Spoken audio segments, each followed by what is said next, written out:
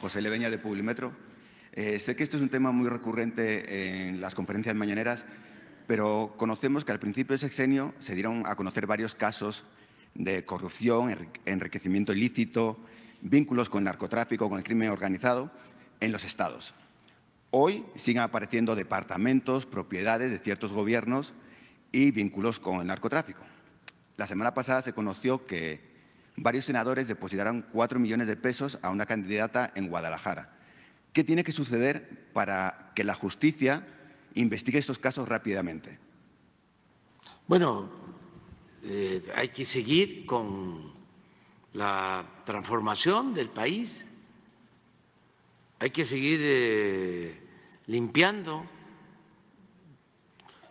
de arriba para abajo como se barren las escaleras, hay que seguir desterrando la corrupción. Yo pienso que es una tarea fundamental, es la principal tarea del gobierno y eso que ya inició, porque no era así, debe continuar,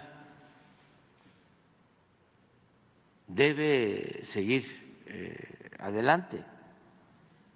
Debemos, todos los mexicanos, internalizar, hacer nuestra la idea de que el principal problema de México fue por muchos años la corrupción, el principal problema de México, sobre todo en lo que nosotros conocemos como periodo neoliberal o neoporfirista. Para destacarlo, hablamos de 1983, desde el inicio del gobierno del finado Miguel de la Madrid, con Salinas, que es cuando se intensifica, porque no se habían atrevido los presidentes posrevolucionarios a entregar las tierras ejidales, las minas, el petróleo, los bancos, Teléfonos de México. Y con Salinas se llevó a cabo un traslado de bienes del pueblo y de la nación a particulares como nunca en la historia. Ahí se conformó una especie de nueva oligarquía, le llamaron Grupo Compacto. Y en ese sexenio, lo he dicho muchas veces, al inicio, en 1988, lo pueden ustedes constatar, la revista Forbes, que publica las listas de los hombres más ricos del mundo, empieza precisamente a publicar esa lista en ese año, en 1988, y solo había una familia mexicana, la familia Garzazada, que aparecía en la lista de los 1000 multimillonarios más importantes del mundo.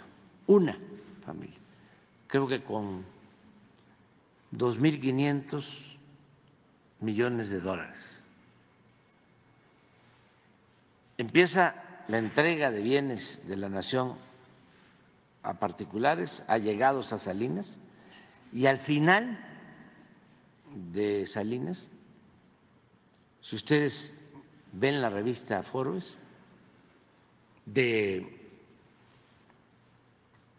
el 94, van a encontrar que ya son 24 los multimillonarios, de 1 a 24, los que aparecen en la lista de los más ricos del mundo.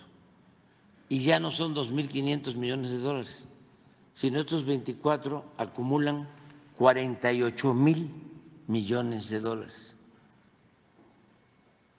En ese entonces México ocupaba el 4.º lugar en multimillonarios en el mundo. Al mismo tiempo, en ese sexenio, es cuando se produce una mayor desigualdad económica y social. Es cuando hay más pobres con relación a las minorías que acumulan enormes fortunas. Esa política de entregar bienes del pueblo, de la nación, a particulares que, repito, no se habían atrevido ni siquiera los gobiernos posrevolucionarios, continúa, porque se pelean Zedillo y Salinas, pero continúa lo que yo llamo el salinismo como política. Y Zedillo sigue, es el que entrega los ferrocarriles nacionales, es el del FOBAPROA. Imagínense lo que era la política económica en ese entonces, de convertir las deudas privadas de potentados, de la banca, de las grandes empresas, en deuda pública. Eso lo legalizaron, violaron la Constitución como quisieron y al final se pusieron de acuerdo en el Congreso, como siempre lo hacen los del bloque conservador, que no son en sentido estricto representantes populares. Sin embargo, actualmente son empleados al servicio de la oligarquía. Y eso continuó, porque engañaron de que iba a haber un cambio con Fox, y fue más de lo mismo. Y así hasta que la gente dijo basta y se inicia esta nueva etapa. Sin embargo, arraigó tanto del régimen de corrupción, de injusticias, de privilegios, de desprecio al pueblo, echó raíces, pues que aunque nos hemos aplicado a fondo, todavía falta. Pero ahí está la esencia de la transformación de México. Entiendo que con la campaña electoral y la guerra sucia aparecen y brotan más departamentos, bienes raíces, sí, terrenos, transferencias, pero ¿no urgiría a que las autoridades actuaran más rápido para evitar que estas personas que se están reportando terrenos, transferencias, llegaran a ocupar un cargo público? Sí, se avanza, pero hay muchas trabas. Es que es un proceso de transición y lo nuevo no acaba de nacer y lo viejo no acaba de morir. Por eso yo tengo confianza que va a continuar el proceso de transformación, porque fue mucho tiempo, fueron 36 años de saqueo Nunca en la historia de México, lo he dicho también aquí varias veces, y todo esto lo puedo probar, no se compara el saqueo que hubo durante los 3 siglos de dominación colonial con lo que se robaron, con lo que saquearon en 36 años de política neoliberal o neoporfirista. Entonces, imagínense el impacto que eso tuvo, porque no solo tiene que ver con lo económico, con lo social. Estuvieron insistiendo para que ese modelo se convirtiera en una forma de vida, que todos aceptáramos la corrupción. Llegaron a decir que la corrupción era parte de la cultura del pueblo de México. Y antes habían dicho de que la moral era un árbol que daba moras y que valía para pura tiznada.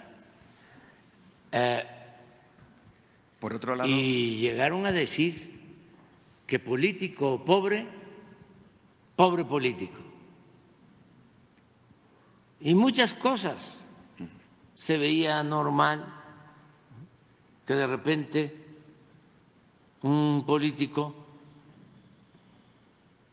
que había estudiado en una escuela pública, que venía de un pueblo, de un municipio,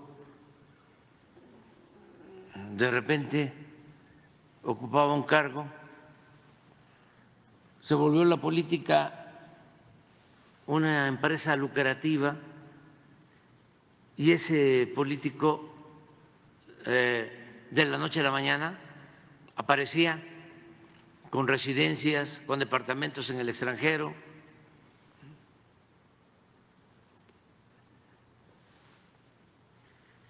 Y el peor de los males, como decía el maestro Silva Gerso, es que no perdían ni siquiera su respetabilidad.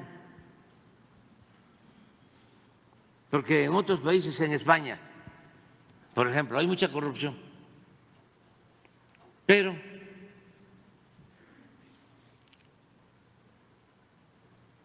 no hay tanta impunidad.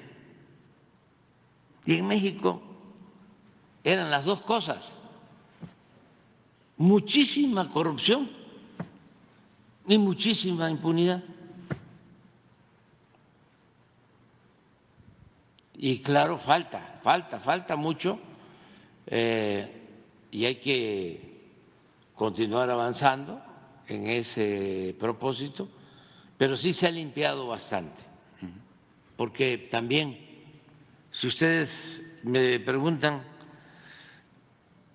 cuál es la principal fuente de financiamiento del gobierno actual, ¿de dónde sacamos para apoyar a los adultos mayores y las becas y para apoyar a la mayoría del pueblo, como se está haciendo?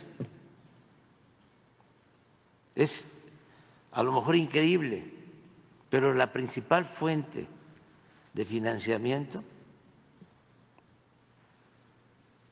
ha sido el no permitir la corrupción. O sea, el problema de México no es la falta de presupuesto. El problema de México era la corrupción que imperaba.